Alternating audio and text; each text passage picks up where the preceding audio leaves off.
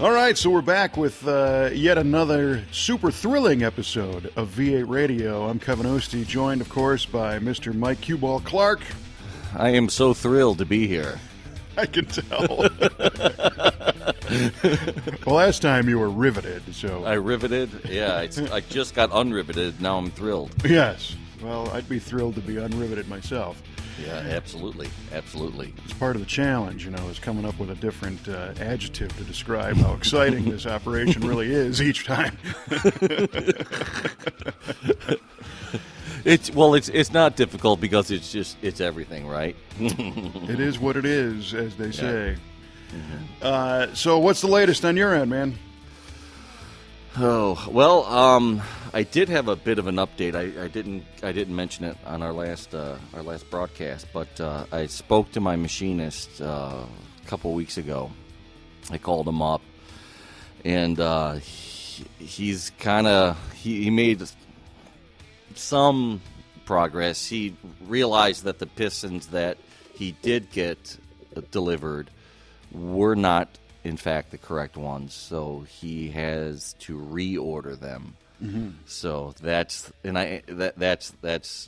biggest update. And I mentioned to him before. I never mentioned to him what my timeline was, of just course thinking not. that he would just get it done. Yeah. But I didn't say, hey, take your time either, because from what I understand, that's not what you tell a machinist. No, you don't tell a machinist or a restoration shop that there is no deadline.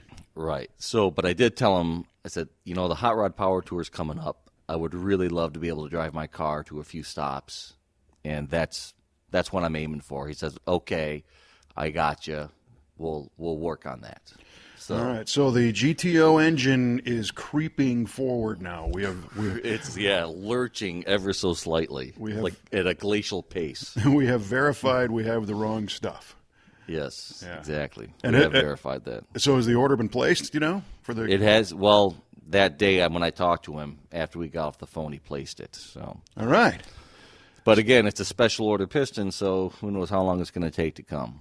Because there's a specific dish that has to be machined into the head. Right. So you got a trivia question to throw out there? Oh, right. Almost forgot. Yeah.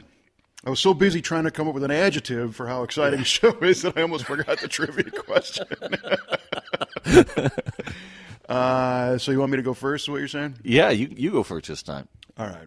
Well, this one falls in the 80s, which was a hint, not much of one. And I don't know if this is going to be difficult for you or not, but it's a little bit out of the wheelhouse. It's a Ford question. Oh, gosh. All right. And pretty simple one. In what year did the Mustang 302 receive a roller cam? That would be, you know what? I actually read about this in a popular hot rodding issue in the 80s. Yes. If you could only remember what year that was. Yeah. I'm going to say 1983. It got a roller cam. Yeah, the Mustang kind of. Hang on. When did the Fox body came out in '79? Right. Right. Are you backtracking now again already? Yeah. Well, I'm going with '83. Okay. '83 is my answer. All right. Final answer. Well, yeah, it was kind of interesting the way that Fox body Mustang evolved, and it seemed like Ford was playing catch up behind the Camaro and Firebird, Trans Am, and the IROC and the Z28 and everything. So it seemed like every year they were making what was kind of a big improvement to that car. Mm-hmm. And rather than do everything all at once, in one particular year they did that roller cam upgrade, which was huge. Mm-hmm. I think that was good for about 30 horsepower in that particular car. Yeah, that's huge. And at a different time period, they went from carburetor to fuel injection, and that added another, 15 or 20.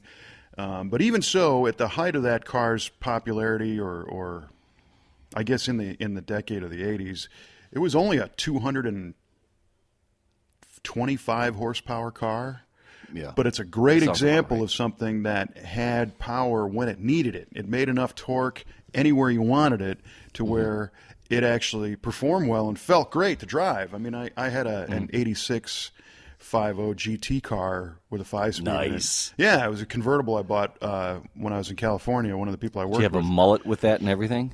No, I didn't, as a matter of fact. My mullet days were long behind me at that point. But I thought the mullets were for the 77 Firebird guys. Yeah, well, I think that whole pony car era, the mullet, I think, fit real nicely. Yeah. You know, I could have done the bald mullet thing, you know, shave the top and grow out a neck beard in the back. But that car was a steal, man. I got it for $1,100, and it was a rust-free California convertible with working air conditioning and the 5.0 and a 5-speed. Yeah, it was killer. Wow. And Kelly didn't like it just because I kind of made it a pile. And it Oh, did you? Well, really? I drove the heck out of the thing, and it was a driving restoration, you know. So it was gray with gray interior, and the top was shot because out there you don't even need one in Southern California. And I was doing this. I actually did a paint story on that car for Hot Rod. There's a body and paint, you know, cheap amateur paint job story on that thing. We changed it to red, and it was pretty cool because I could go to the junkyards on half price day, and I remember the car had a factory luggage rack on the deck lid, which I hated on that car. Oh, yeah, I remember those. Yeah, it was silly. And the convertible shared the deck lid with the notchback coupe Mustang. So I needed a door because mine was dented. I needed a fender because I bumped into a concrete pole, and I wanted to pick up a deck lid. And I went to this pick your part out there and ended up coming home with all three of those parts. I think on half price day, I think I paid $9 for the deck lid. Wow! And Holy cow! Oh yeah, and I think the door was regular price like $24, and I got it for $12. You know, so it was killer. I got a whole bunch of cheap body work, and then did a respray on the car, painted it red, and blacked out the trim like it was supposed to be new again instead of faded gray, and and performance wise, all we really did to it was change it from a speed density to a mass air meter fuel injection system, which a speed density unit is a calculation. It calculates. It says, well, I think at this RPM, I should be pulling in this much air, which means I should be spraying this much fuel. This much fuel, okay. And that works perfectly when the car's new because the rings are sealing and the valves are sealing and nothing's worn out. But over time, the air requirements change. Mm-hmm. And a mass air system actually measures the air coming in. Sure. And then dictates how much fuel. And this car had like 150,000 on it when I did this conversion. And it was like a brand new car. It really radically changed the behavior. Much more power. Wow. Oh, it was great. Yeah. Huh. That's pretty cool. Yeah, so it was a fun little car. And like I said, I bought it for about $1,100. And I spent some money on the paint job. And, you know, not like real money, just materials money for me. And I didn't get... super top line materials. I didn't need it. It was just a driver. So I think I probably had a couple thousand in it. I had a new top put on it, white top, so it was red, white. And the fun one was the carpet. I ripped the seats out one day and hung the carpet on a chain link fence outside our shop and just hosed it and sprayed it with simple green. I thought the carpet was black.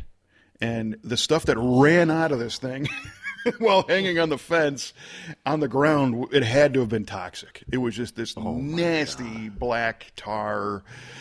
Again, being a primordial ooze coming out of it. Oh, yeah. In fact, I think it got up and walked away at the end when it was done. It was brutal. And the carpet was light gray, I learned after that.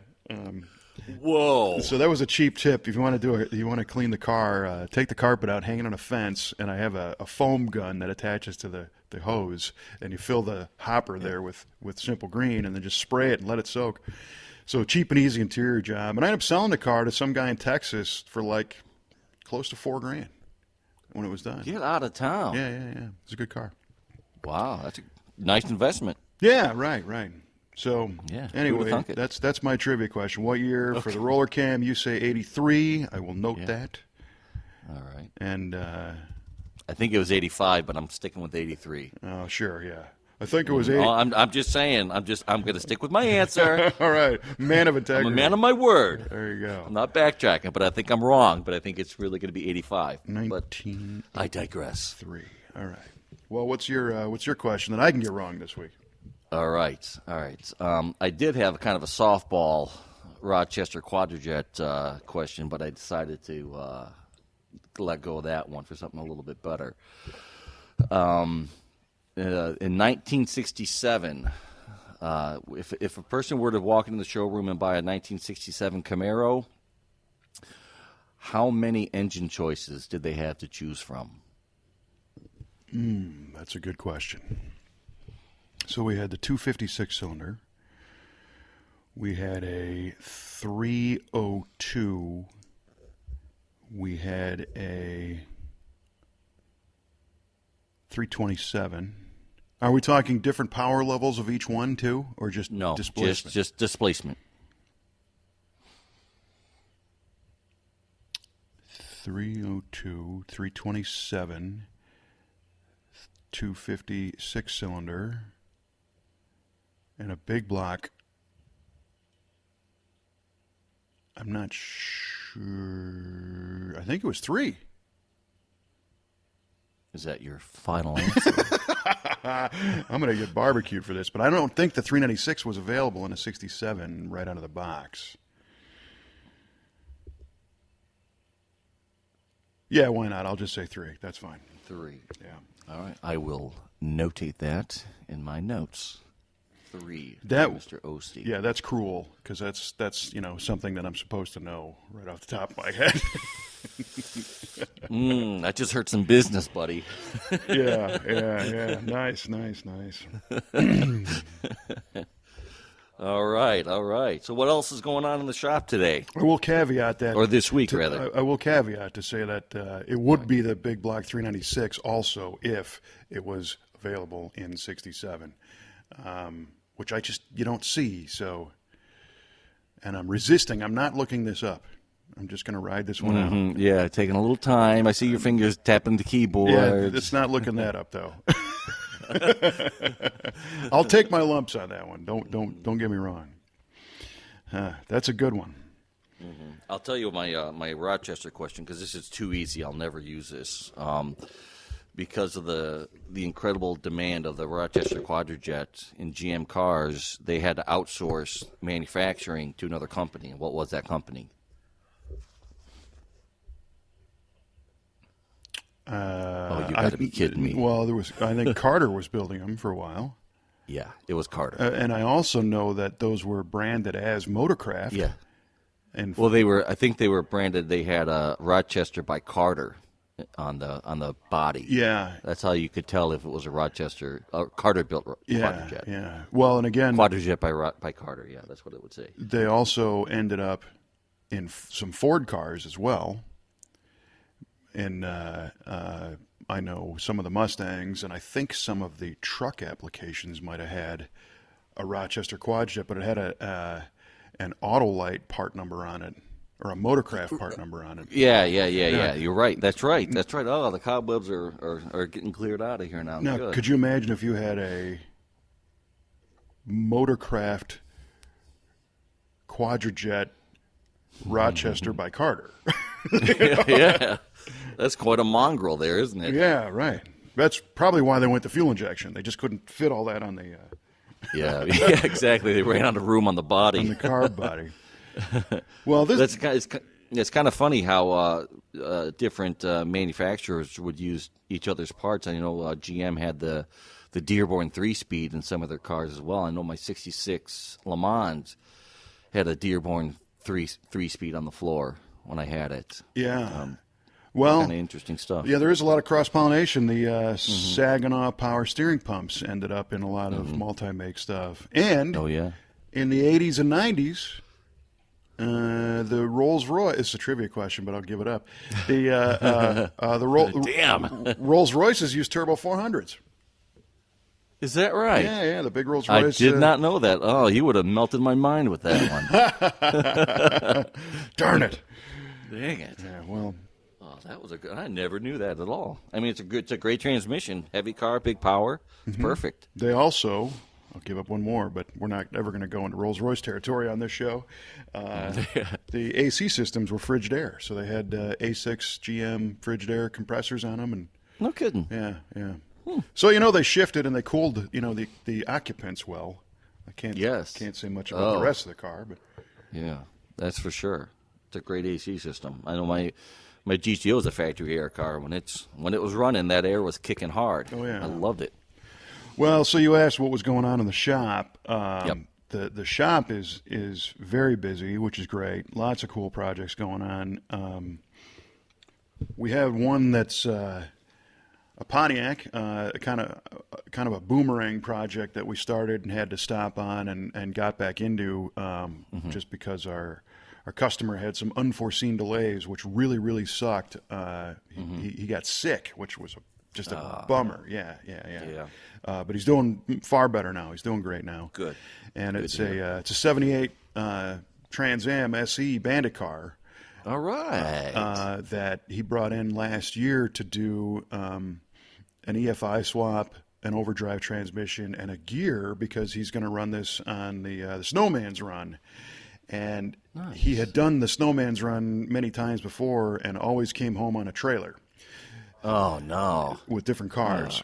So now with this car, he really wanted to run this thing, and he wasn't going for the over-the-top, supercharged, high-power car. He wanted something a little more reliable. So that car, it's a Pontiac 400, not an original SE car. It was a Trans Am, I believe, but it's got the SE, stripe package and all the rest of it on it.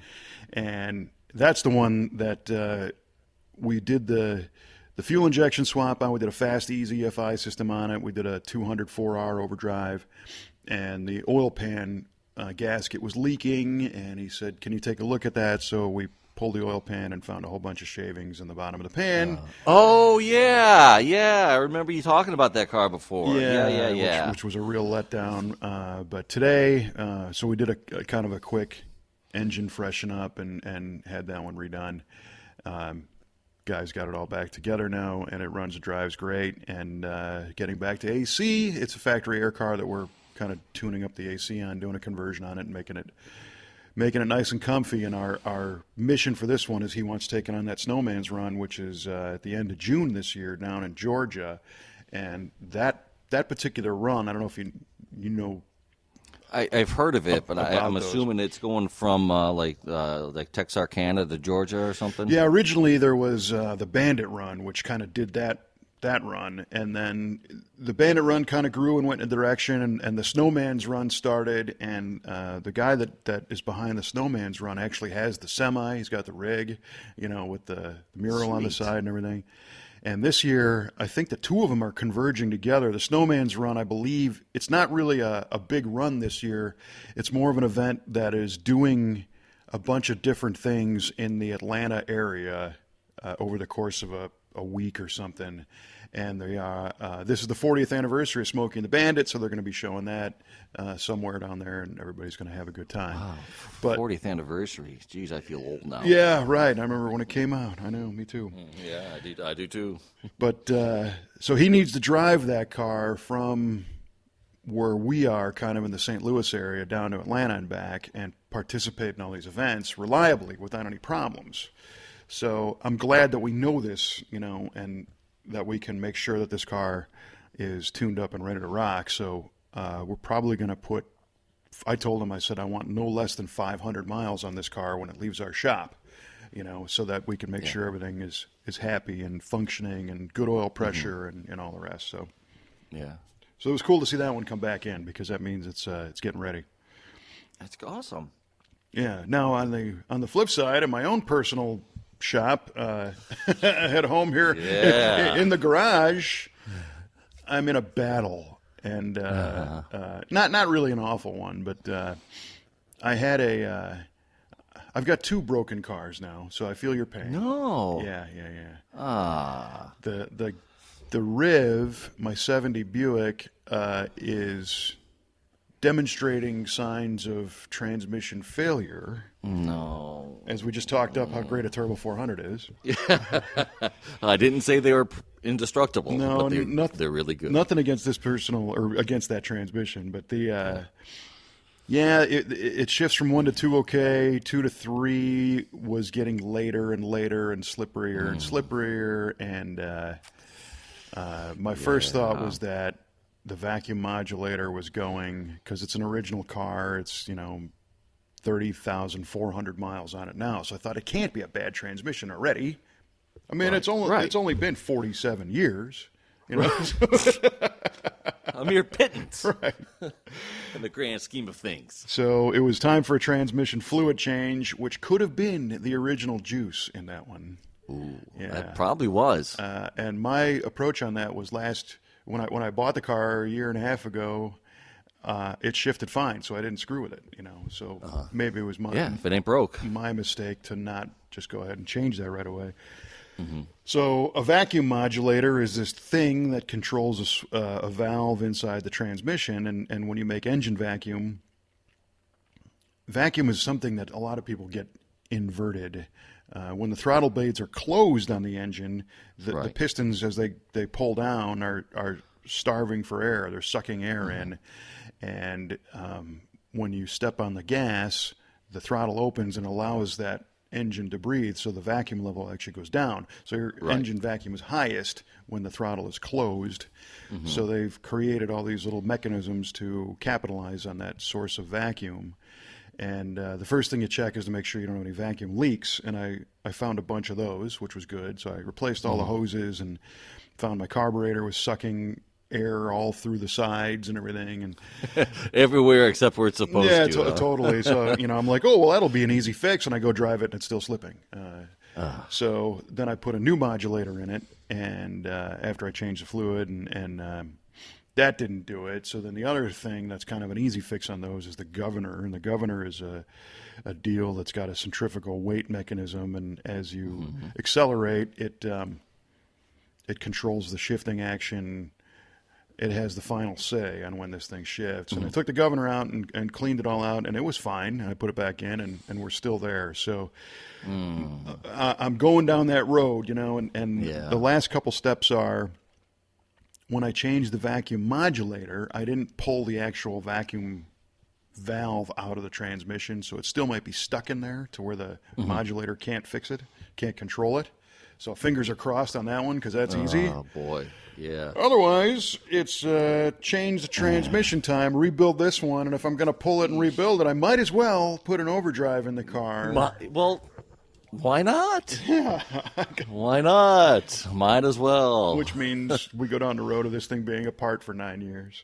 Yeah. Because might as well syndrome kicks in, and you're in good company, my friend. Yeah. This thing's been apart for 2 years already. Yeah, so I'm trying to avoid that at all costs, and I have an overdrive in storage that was the transmission that actually it came out of an 81 Olds 98 Regency that was the donor for the S71 Olds turbo car we did.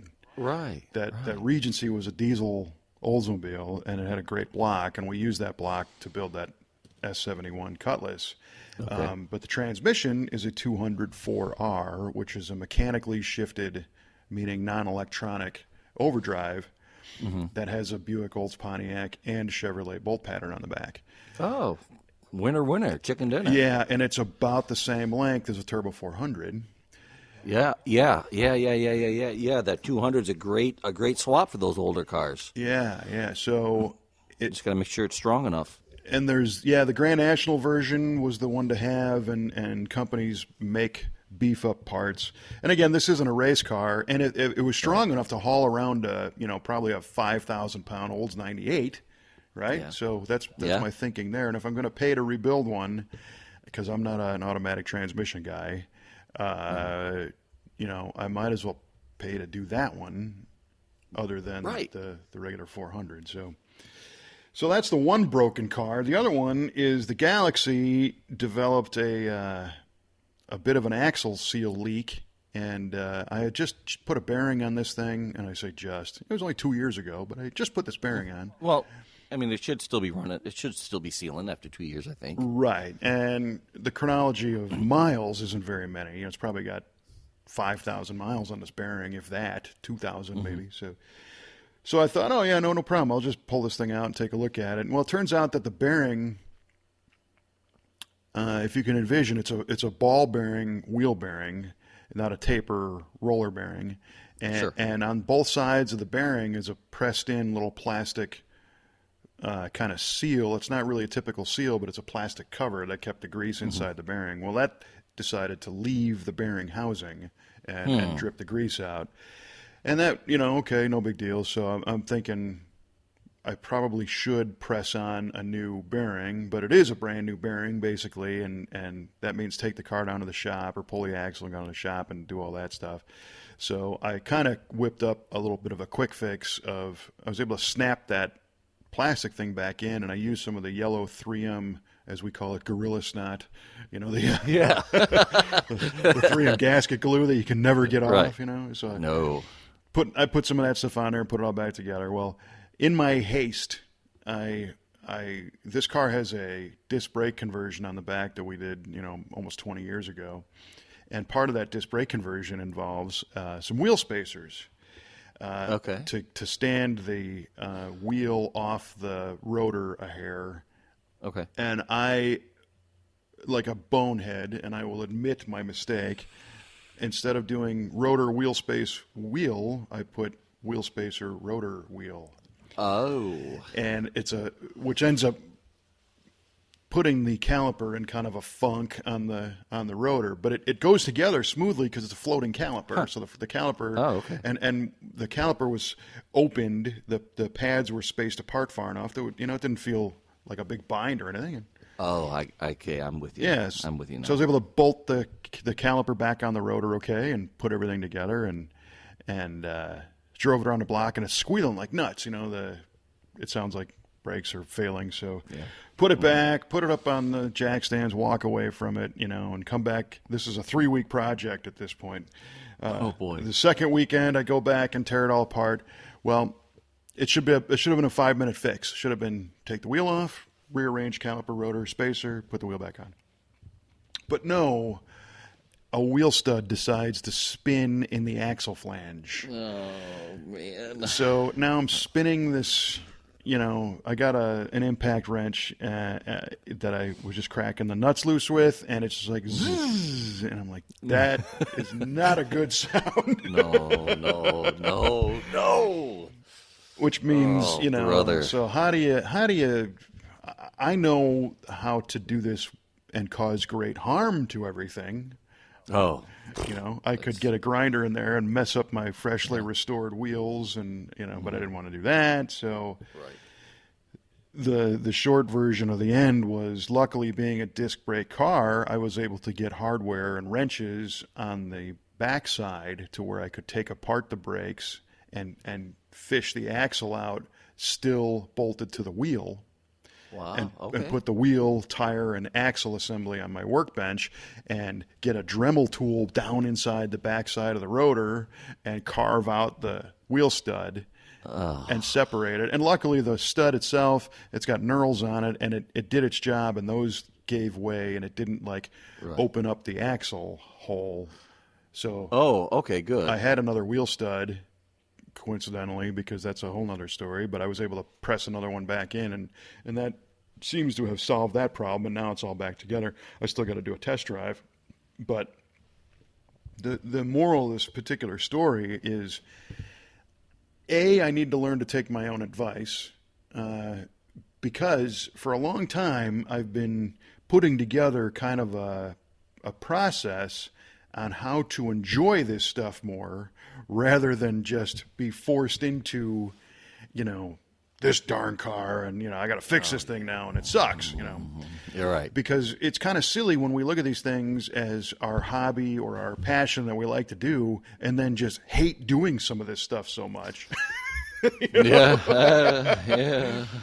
And people. Yeah, it sure was a lot more enjoyable when I was about 30 years younger. Well, there's that. There is a physical aspect.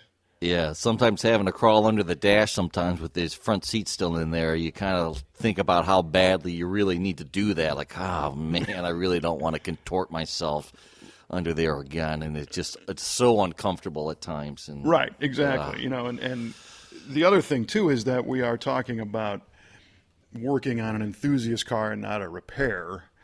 Right. Because if it's something that failed and you got to fix this thing to get to work in the morning, that's a whole different deal. Right. But I've developed some pointers, I think, that can kind of make this a little more of a smoother job. And I know that when we do these things, there are distractions and there's all kinds of stuff that really makes for that take away the enjoyment of being able to work on something. And I kind of put it in a little bit of a timeline and just kind of use a week as a model, So say, for example, the car breaks, over the weekend or something. What I've learned is that it's always best to maybe plan out the approach like on the following weekend, because most of us only have time nights and some weekends to work on this stuff. Mm-hmm. So I think the first thing to do is to get the clearance to have the time. Right? Yeah, that helps. Because how many times do you go out, Saturday morning, I'm going to get up and go out in the garage, I'm going to work on the car, and then all of a sudden somebody comes in and says, yeah, we have to be at Aunt Edna's 900th birthday party in 15 minutes. Oh, didn't I tell you? Or Timmy's got to go to a baseball game, and those things are very important, and it's like, oh, no, so... Mm-hmm. If you can establish, hey, all right, next Saturday, can I have 3 hours or whatever to make sure? And the next thing is, I like work time to be work time and not work time to be research time. So during the week, maybe there's an opportunity at lunch to jump online and find the research on what it is that you're trying to fix. Sure. But make sure you bookmark all those pages so that you don't spend another hour trying to find where you were. Well, yeah, there's that. Well, it's like, I knew on one of these forums this guy just did that, but I don't remember of the 800 forums I go to which one it was in. Oh, God, I know it. And another thing that I think is helpful is to talk to other people early in the week and tell them that you're going to be doing this. So if you've got a buddy down the street or your wife or your son or daughter or somebody that's going to help you out, because that way they can tell you that they have to go to Aunt Edna's 900th birthday and they're not going to be around to help you hold something or if it's your only car, to take you to the store, or whatever you might need. So if you got your backup helpers at least in contact, that can be a big thing. And when it comes to the process, there's a word that a cameraman that we use, actually one of the guys that helps us shoot Muscle Car of the Week, his name is Evan, and Evan used a term that I use all the time. It's called mentalizing. I like it. Yes. And to me, I find it helpful to mentalize the process, So it's like, okay, well, first thing Saturday morning, I'm going to go out in the garage. What am I going to do? I'm going to work on the car. Well, the car's in the ground. I got to put it up on jack stands. Do I have my jack stands? Right? Are they in the shop or did someone borrow them? Correct. Yeah. So if this is Monday and you're doing this job on Saturday, you got time to chase down all your junk and maybe put oil in the floor jack and get all that stuff ready to rock. That's good advice. Yeah. Again, it's hard for me to take my own advice, but it's just something that I've learned. And then when it comes to the parts store, we all know that going to the parts store turns into a half-day affair, even if it's 2 blocks away, because you go there, then parts store A doesn't have what they said they had in stock.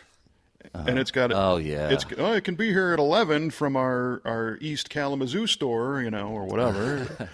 So then you go to part store B and they've got something close and it isn't exactly right, but you buy it anyway. And then you say, this isn't exactly let me go to part store C just because I really want the Moog brand instead of the off brand, right?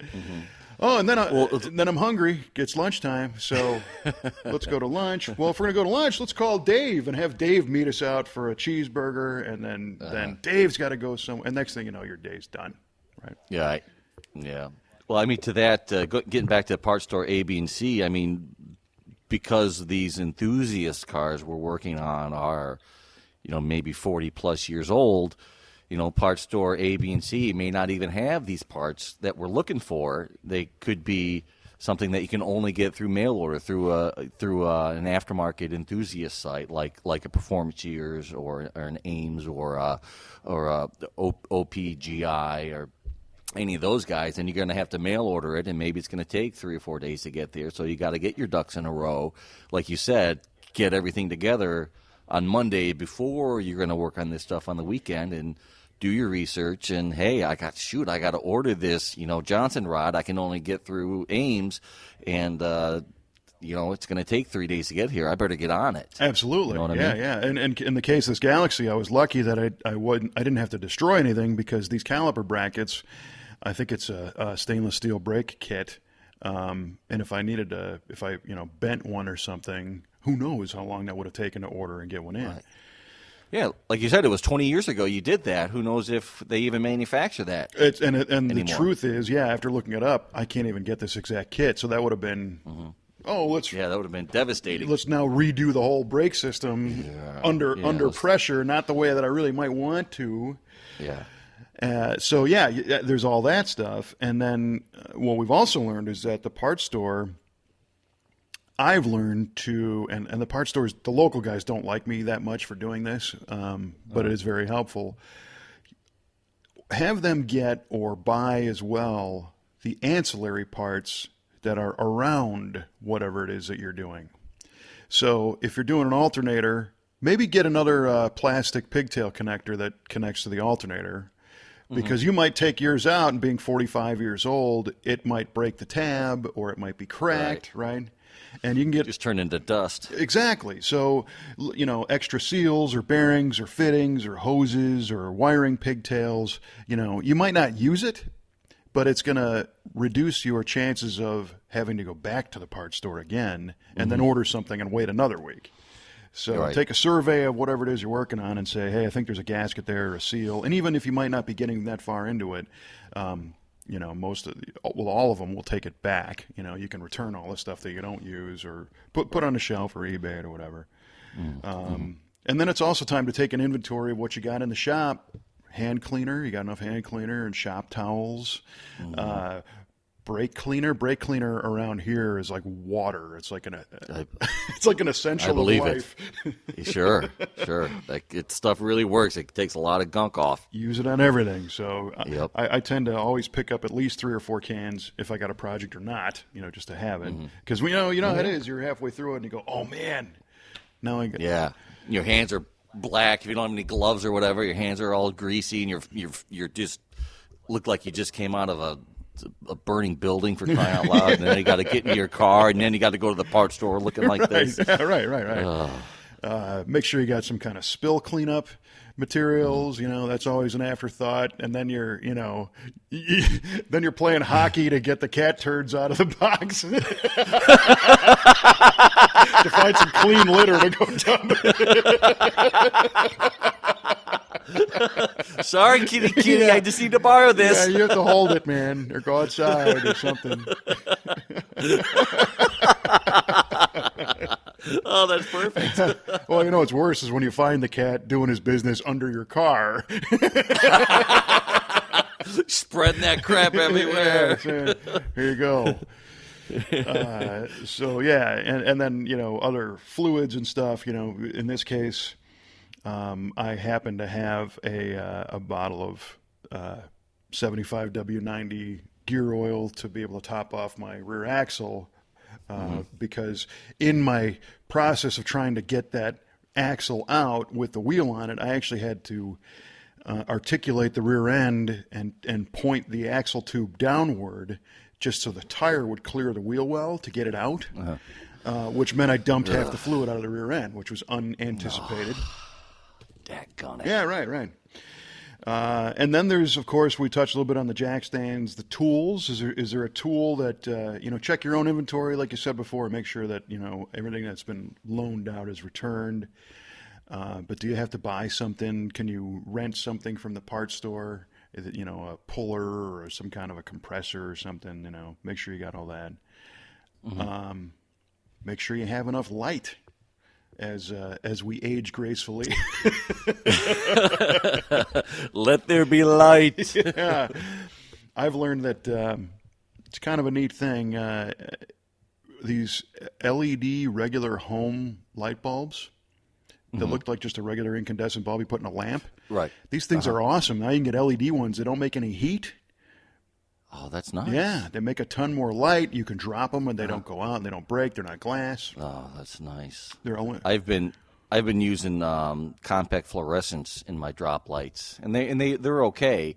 But if you do drop them, they sometimes will break, and you got glass, fluorescent bulb glass everywhere, and then you're inhaling the mercury that comes out. Yeah, you're supposed to call a hazmat team if you break one of those. If you read the box.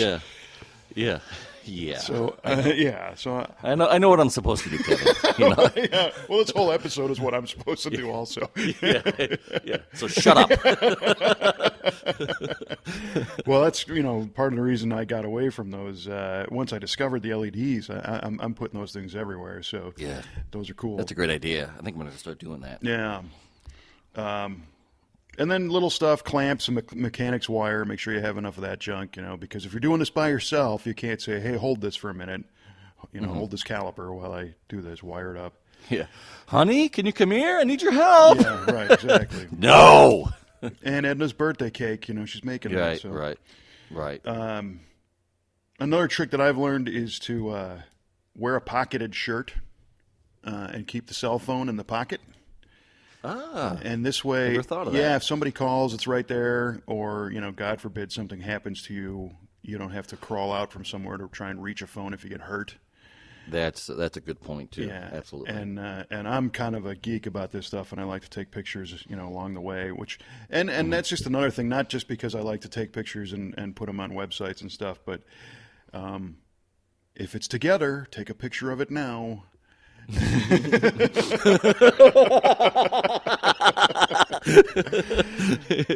Because as we age gracefully, our memories get sharper, right? Yeah. Oh, sure. Yeah, like sharp as a bowling ball. Oh, yeah. How did that bracket go on there? Yeah. Oh, my gosh. So take a lot of pictures of the work so that you can put it all back together smoothly. And then, in the garage, you make sure the radio is there and the conveniences to make it more enjoyable. You got to have some kind of drinks, whatever that might be. I like to keep a battery maintainer on the car. There's nothing more of a disappointment than, all right, it's all done. Let's go around the block. And it goes, and nothing happens. Click, click, click, click, click, Yeah, click, click. yeah. So then the process itself, okay, so now you're getting to the actual, say, Saturday morning, and you've got your tools, you got your parts, you got everything you need, minimal distractions. Let's, try and focus on this thing, clean workspace. In a home garage, I think it's important to think, what happens if you don't finish this? Do you have to temporarily reassemble the car and push it over in the corner? And how long is that going to take? And if you only have 3 hours to do this before you got to go to Aunt Edna's house, do you have to set a timer and say, okay, at 2:15, I got to break down, Right. Right? Just trying to keep peace in the family and all the rest of it. But I think the biggest thing that I came to terms with this past week is I've looked at this old car in a different light. And it may sound a little bit strange, but rather than look at it as an old car, that's broken, I almost started to envision this as being a caretaker of this thing and treat it like an old friend that just needs help. It's not trying to piss me off. Right.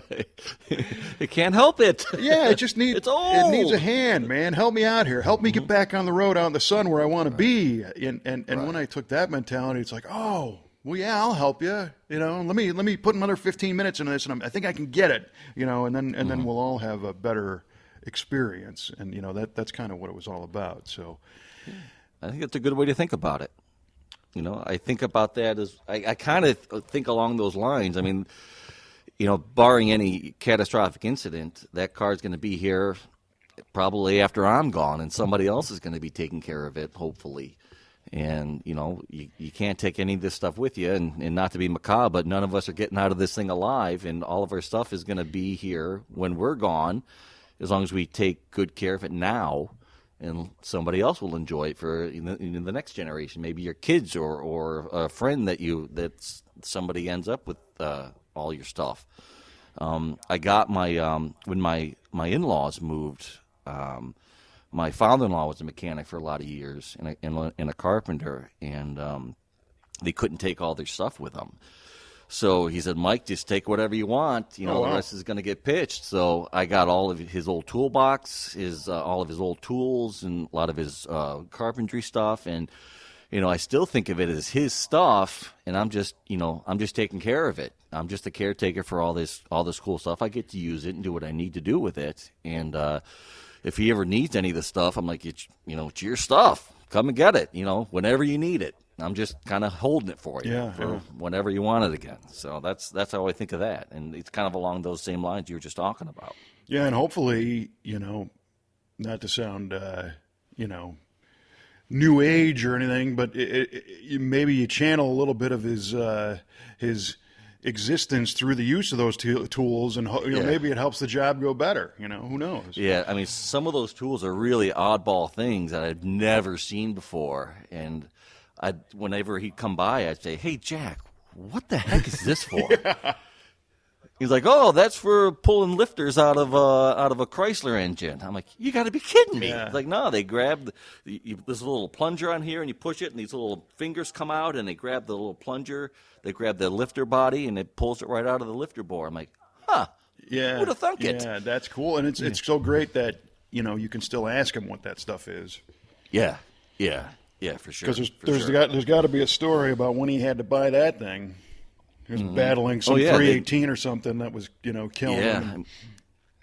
Yeah, he used to. I mean, he was a hot rodder his whole life and a gearhead, and that's why he and I get along so well. I mean, a lot of the times we're the same person, and my wife sees that too. She's like, "You two are just alike. It's freaky." Yeah.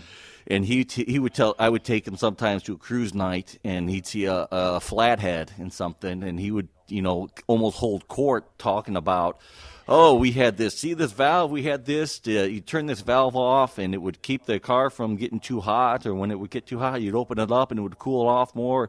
And I'd have to have a crowbar because it would slip off the motor mounts a lot of times. You need the crowbar to pop it back on, and otherwise the clutch wouldn't work. And people are looking at him like, holy cow, this guy lived it. Yeah. This is great information." And the guy who owned the car is like, "Yep, I got to have a crowbar, and I turn the valve and do all that stuff you just said." And that was his stuff when he was a kid, and just trying to keep his cars going.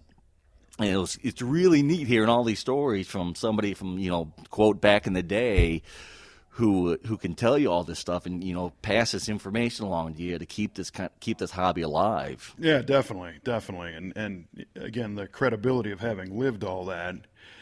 Right. I know.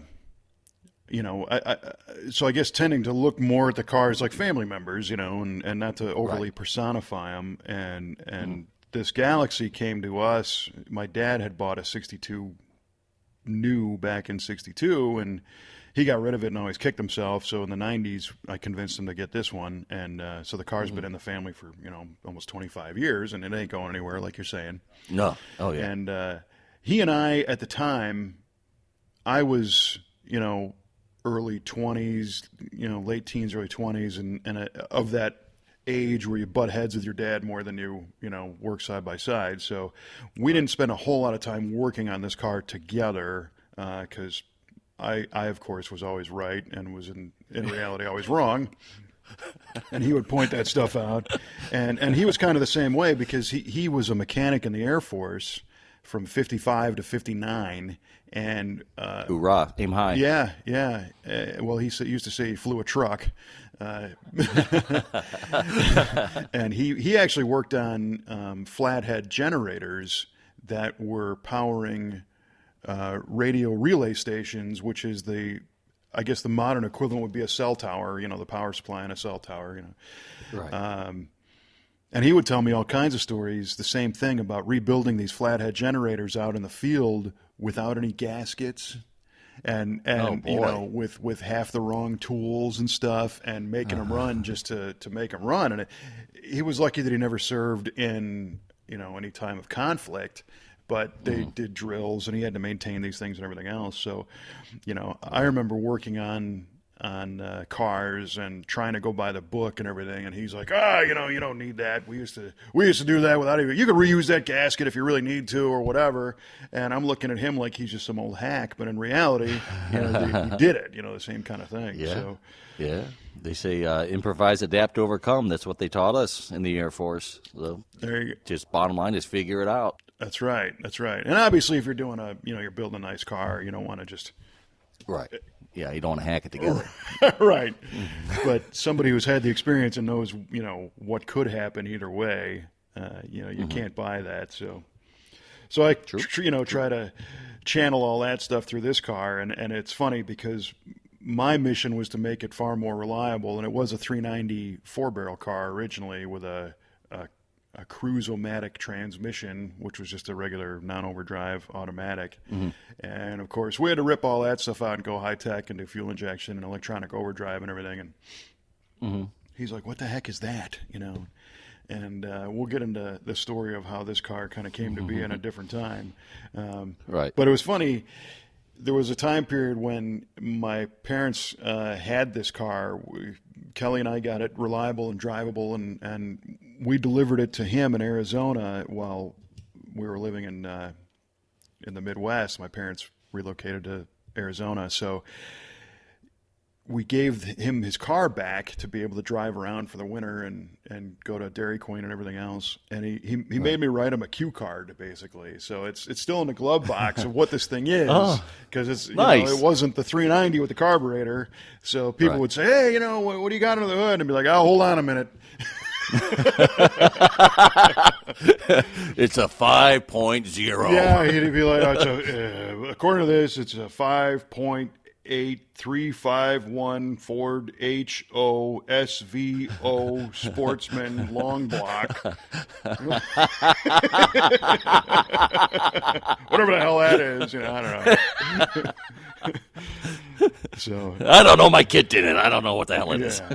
I know it just doesn't sound the same, as it used to.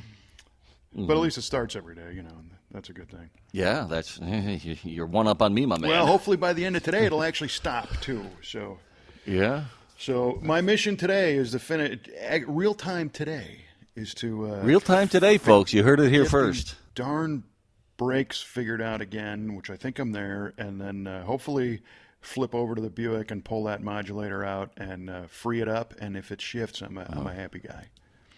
Cool. Hey, just on the off chance that you do put that overdrive transmission in there in your Riv, are you going to do anything with the rear gear, or are you going to keep it the same? Well, funny you should mention that, because this particular platform uses what is known as a GM 9 3/8 rear axle, which means there's nothing available for it.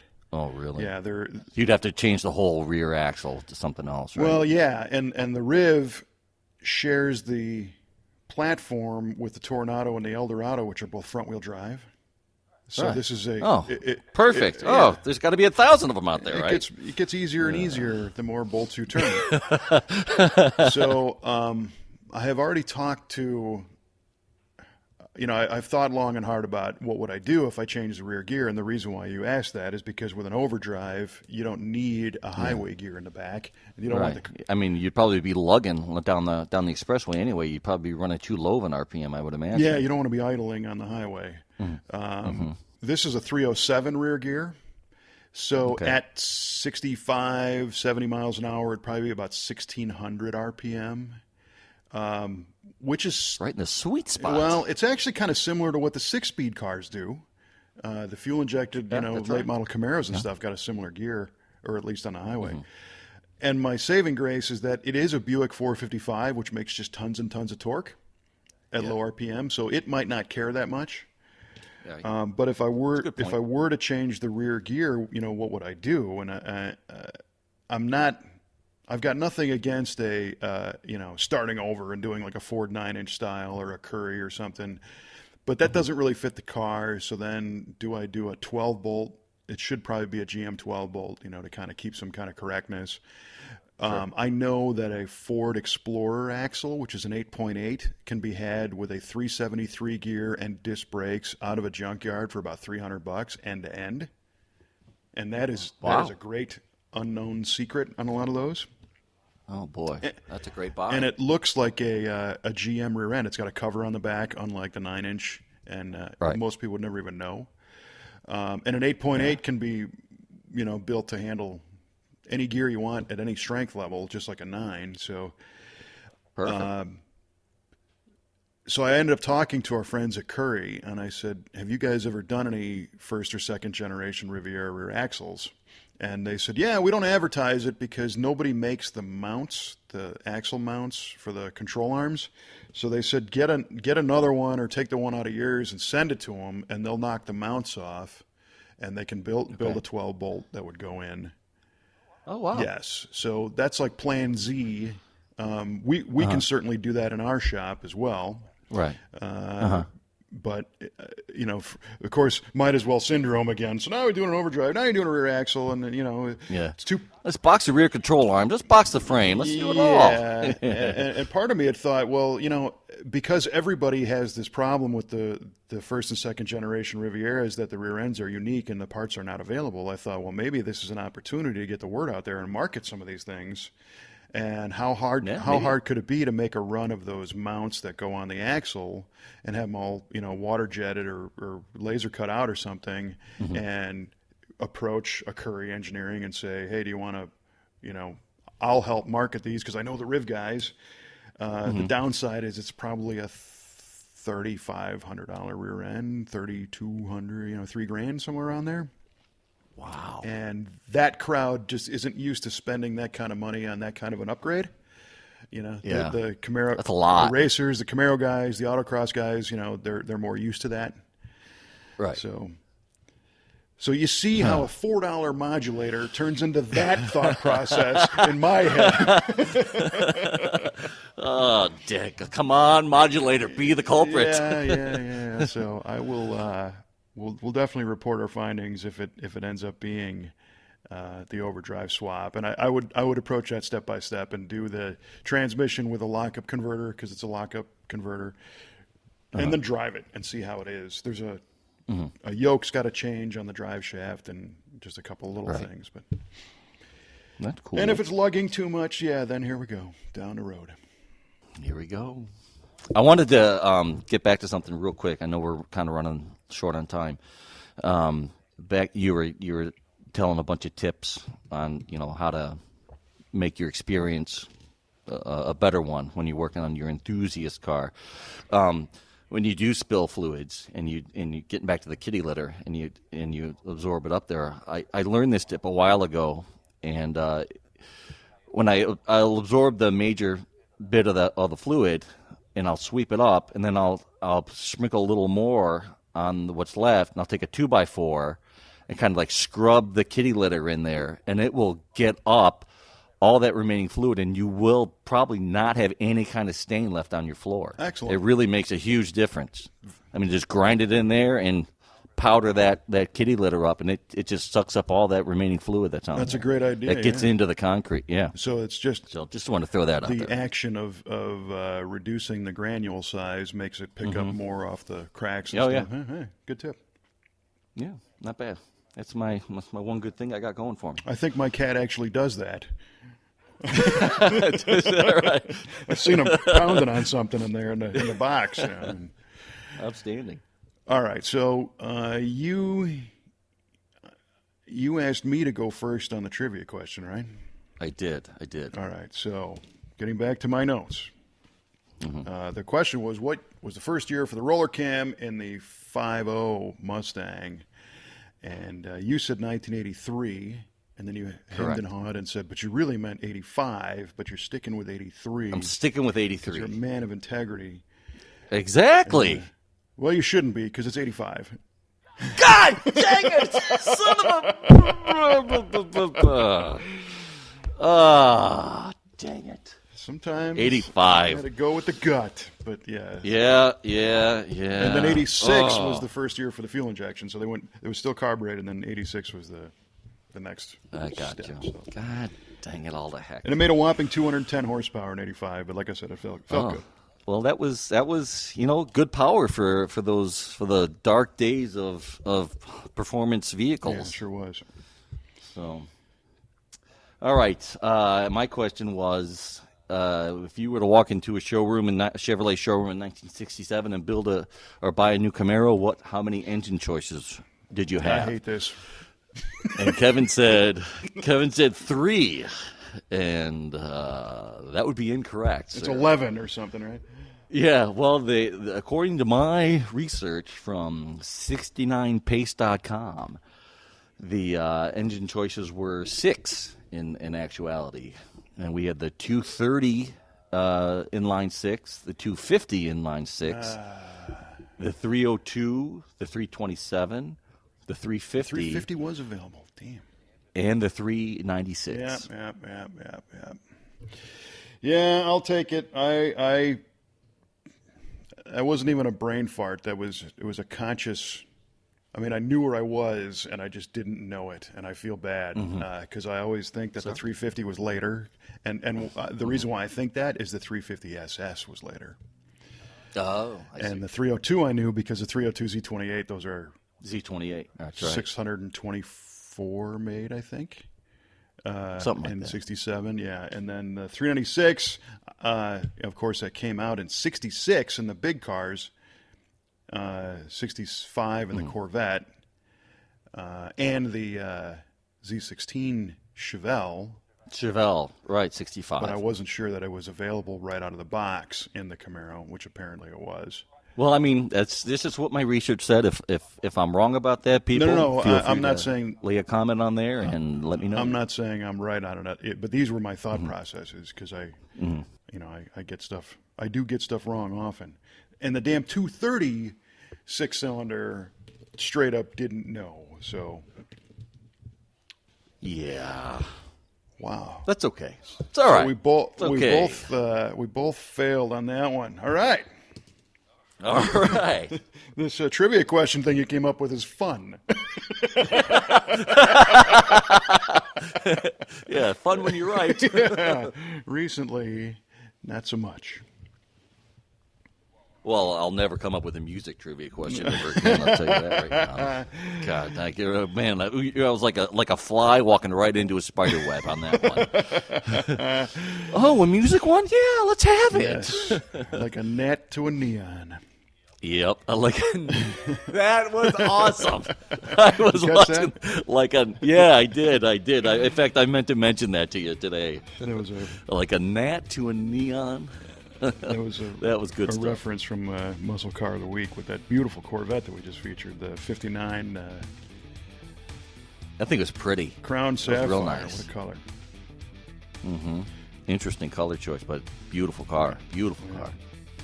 All right, my man. Well, if I'm going to get these cars fixed, I got to get back to work. So yes, you do. This was a good time today. Appreciate it. It was fun. Likewise, I enjoyed it, as always. All right, and I guess we will see you. I guess we'll throw a reminder out. You can hear this on iTunes and subscribe to it there, and also on the TuneIn Radio site and app, which is pretty cool, or right on v8radio.com, where we also have photos to back up some of this stuff. Can't really do the photos on iTunes and TuneIn Radio, which is kind of a bummer. So, yeah. And if you dig this, share it with your friends. And we've got a comment section on the V8 Radio page as well. If it's a good one, we'd love to hear it. If it's more stuff I got wrong, or if it's constructive, that's fine too. Right, constructive. You got to use that. And I guess we'll see you next time on V8 Radio.